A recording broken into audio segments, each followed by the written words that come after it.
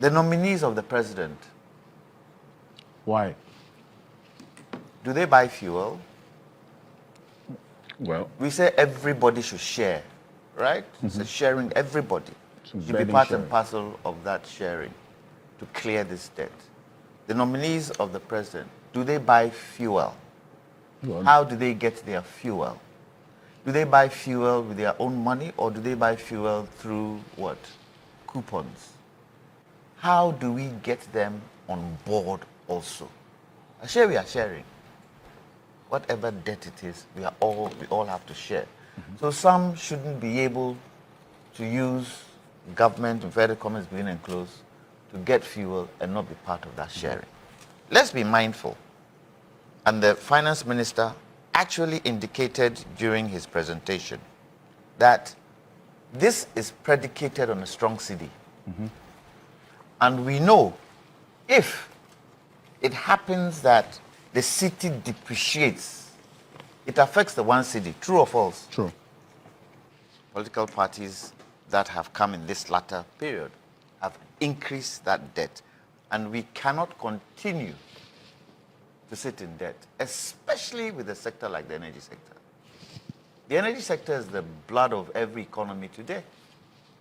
Without the energy sector, there is no country.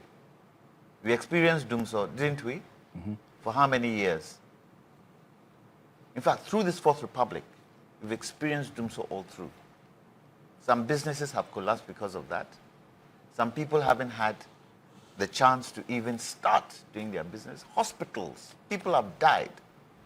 And so, for me, it's a necessary evil. However,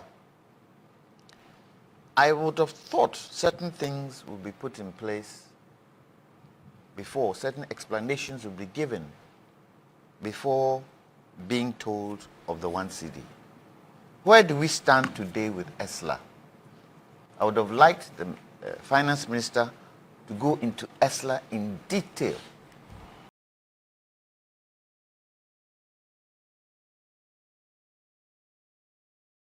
I'm a bit uncomfortable if government pushes the angle that this is going to be a permanent levy.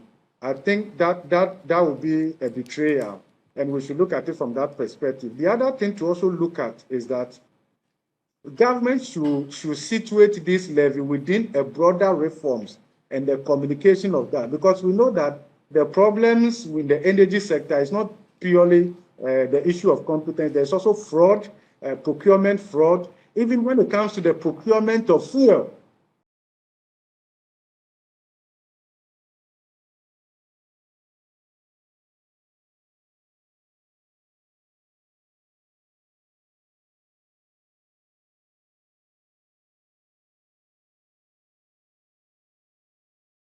Right from the office of the president to the vice president, even to the speaker of parliament, if you look at the expenditure cuts and you break them down, they did not spare even the judiciary. They didn't spare Ghanaians. In fact, I'm not sure ministers are totally happy right now because they don't have the fiscal space to spend like the way they would have. But they were all appointed and sworn in with visions. And to translate your vision into actual, it requires considerable cash flow. If you look at even some state-owned enterprises and government institutions, their balances have been swept.